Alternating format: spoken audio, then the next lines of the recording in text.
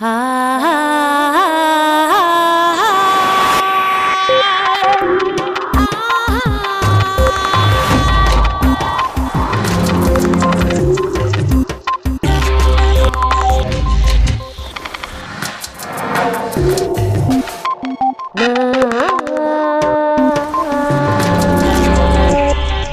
vida es como un show televisivo en directo con un ligero retraso.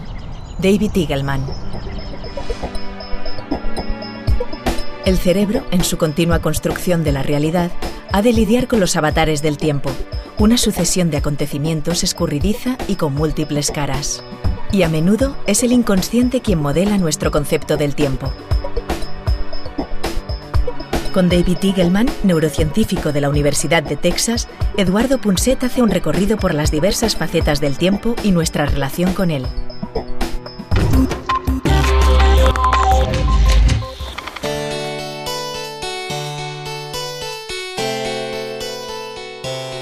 La visión que tenemos de las cosas es una visión cerebral. Y la prueba de eso es que a veces estas visiones no conducen a ninguna parte, ¿no? Al vacío más absoluto. Y entre estas visiones raras está, por ejemplo, la manera en que la memoria archiva escenas violentas, terribles. Un accidente de coche, se dice, los que lo han sufrido, por desgracia, que se archiva en cámara lenta. Es como si el tiempo se alargara, pero ¿se puede alargar de verdad el tiempo? De esto va el programa de hoy.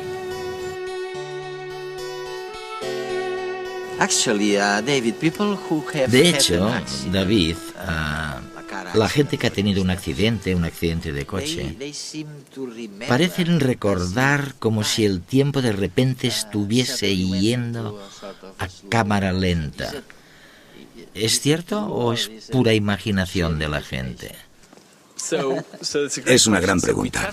Lo comprobamos y la forma de hacerlo fue poner a la gente en una situación muy aterradora. Los tiramos en caída libre desde una torre a una altura de unos 45 metros y mientras caían en la red que había debajo, comprobé su percepción del tiempo.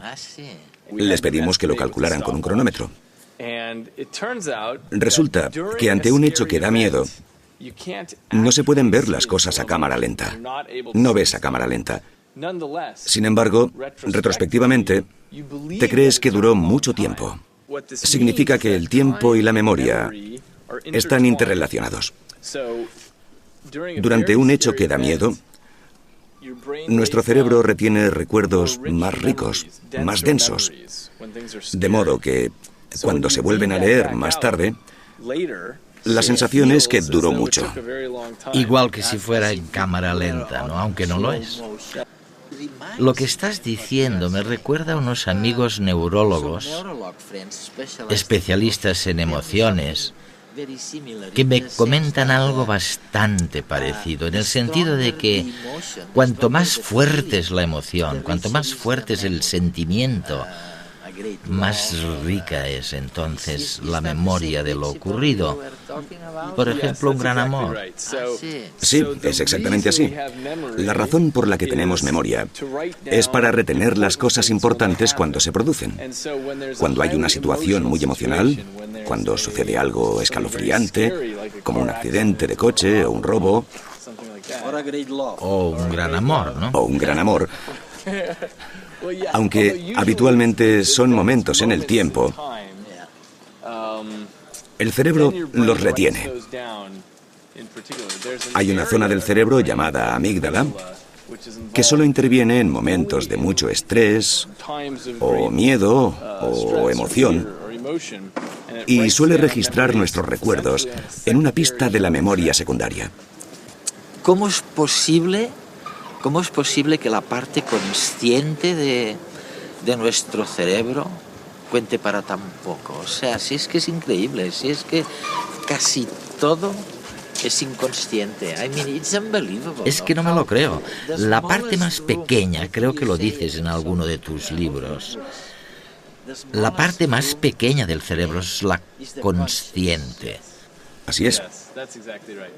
La mayoría de lo que pensamos, hacemos, actuamos y creemos es generado por partes de nuestro cerebro a las que no accedemos y ni siquiera las conocemos demasiado bien.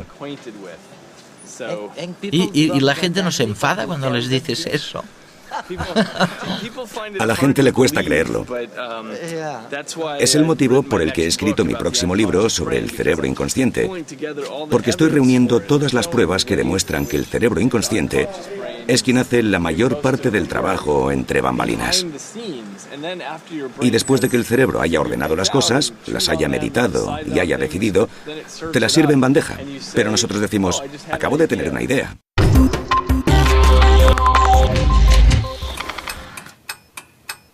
El tiempo marca el ritmo de nuestras vidas.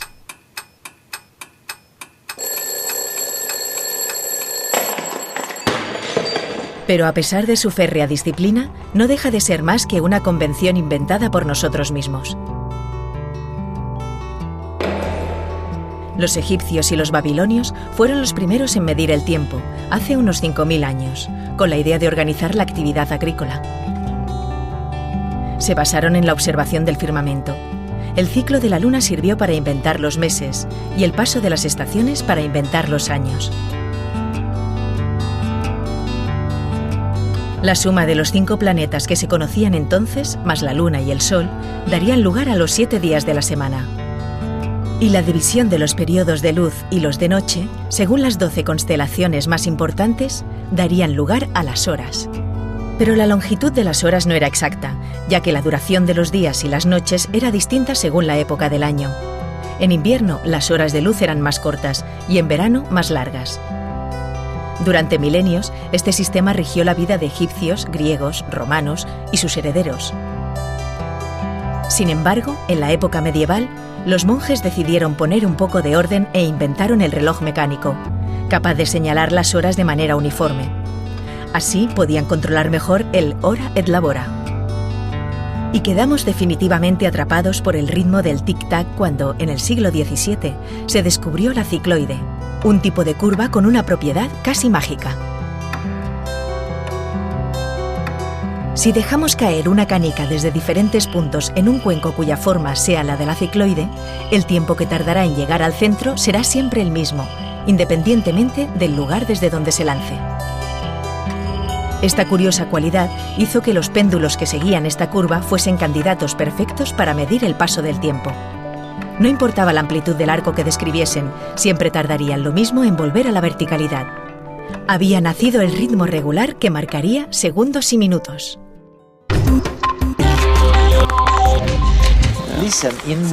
Oye, en uno de tus libros explicas por qué cuando hay una carrera, cuando preparamos la salida de una carrera, disparamos, utilizamos una pistola. Una pistola. Y no un flash, un destello. Es porque... ¿Por qué? Es porque puedes reaccionar más rápido ante un bang que ante un destello de luz. Y es porque la parte del cerebro encargada del oído puede operar mucho más rápido que la que se encarga de la visión. Pero ahí va el misterio.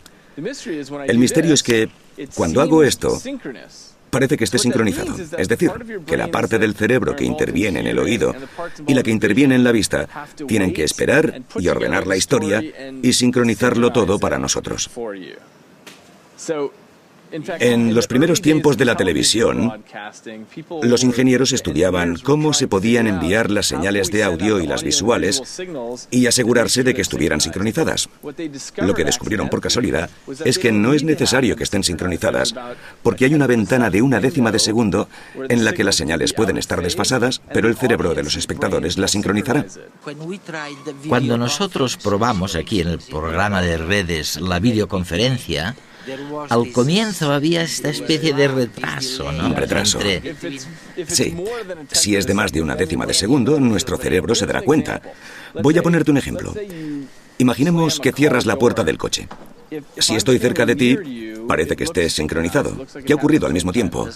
El batir de la puerta y la visión. Y la visión, exactamente. Pero a medida que me alejo, en un cierto punto, a unos 30 metros de distancia, de repente se parecerá a esto. parecerá asíncrono. Y esto es porque a esta distancia, la velocidad de la luz y la velocidad del sonido están suficientemente lejos como para que, de repente, mi cerebro ya no pueda sincronizarlo, de modo que ahora lo ve como dos cosas distintas. Todavía me pregunto por qué todo parece suceder al mismo tiempo. ¿Cómo lo llamas a eso? ¿La atadura del tiempo? ¿Las componentes del tiempo? Sí, correcto. Todo pasa a la vez. Uno de los retos para el cerebro es captar información sobre el mundo a través de distintos sentidos. La vista, el oído, el tacto, etc. Y otros.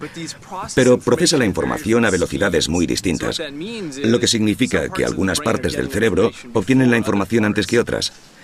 Y el cerebro tiene muchas dificultades para recopilar toda esta información, sincronizarla, entregarnos una historia y decirnos, vale, esto es lo que ha ocurrido.